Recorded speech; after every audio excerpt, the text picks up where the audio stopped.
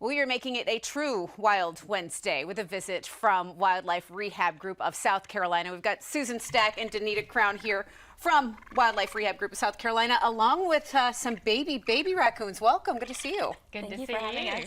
We can kind of hear them right now. They're making their little raccoon sounds.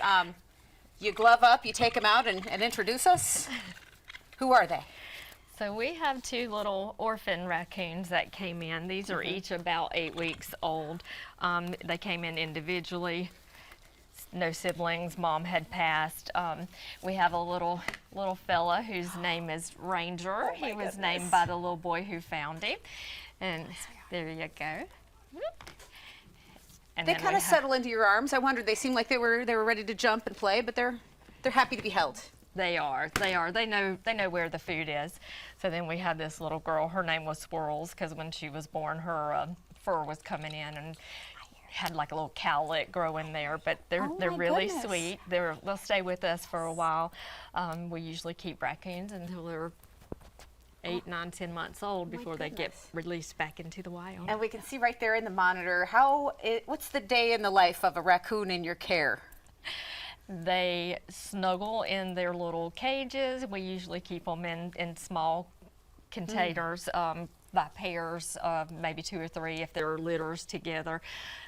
They eat several times a day. A baby this size has to eat every 4 to 5 hours, so they eat a species-specific formula. Well, if I've ever seen a good ambassador for raccoons, it's these two. They're so adorable. And, you know, one thing that you like to talk about is we're all out driving on the roads. We all see things. And sometimes when people see an animal in distress or a baby that's been abandoned, they're not going to make it in the wild. What should they do? So they would need to call our hotline. Try to get an adult. If you're a child, call our hotline. We will send someone out, or we can get you directions on how to contain it safely. Little babies this age are not going to hurt you, but sometimes there are adults or something with claws. Squirrels can be dangerous with their teeth. And they're just spectacular. I know you've got such a big heart for these animals because you're even thinking people should know that we exist, especially in this heat. You know, that's another element, isn't it? It is. It is. It can be very hot outside, so we can provide resources for animals in the wild, but just know that if you're putting water out for birds or food for other animals, that you're putting out a smorgasbord and you never know what's going to come. Yeah, whoever's nearby. Your nonprofit organization is dedicated to the rehabilitation and release of these injured and orphaned wildlife. What kinds of animals are you finding?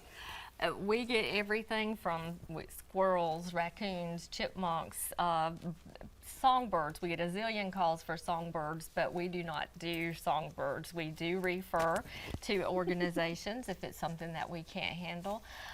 Possums, rabbits, everything. I like that one is waving at his friends who wonder where he's been. He's fine, he's safe, he's well, because of your volunteers. This is all run by volunteers. How do they operate? Everybody rehabs out of their own home.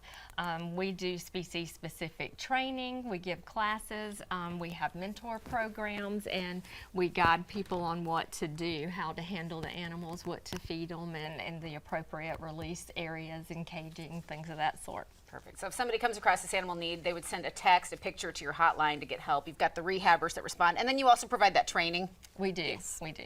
Yep. So you've got classes online, training for, you know, give you a possum rehab class, basic rehab class, you know, anything like that. And right now you have a wish list of things that you need. And I'm sure you go through different cycles where you feel a little bit stocked up, but right now what's happening? What are your challenges? So every season we get bombarded with animals and we run out of supplies, and given that we have everyone working out of their homes, we try to divvy those up and spread them around. We find ourselves in needs of things like baby blankets. We have a whole wish list for Chewy and Amazon, things on our website.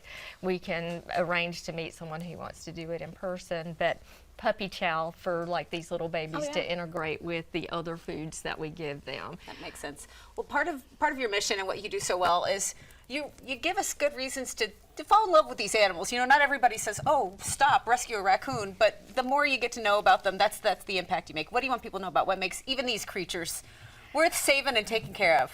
Well, you know, one thing that I always think of is you might think saving one life doesn't make a difference, but it makes a difference to the one life. And look at him. I Yeah. mean, they're just sweet. So they are, and you know, everything has an impact in our ecosystem. I love that. Well, thank you so much for all you do. We'll put your information on screen so people can help out and get involved. Susan, Donita, thank you so much. Thank you. Thank you for having us. You can learn more about Wildlife Rehab Group of South Carolina and find ways to donate. All those wish lists are on there. You'll visit the SC Non section of accesscarolina.com.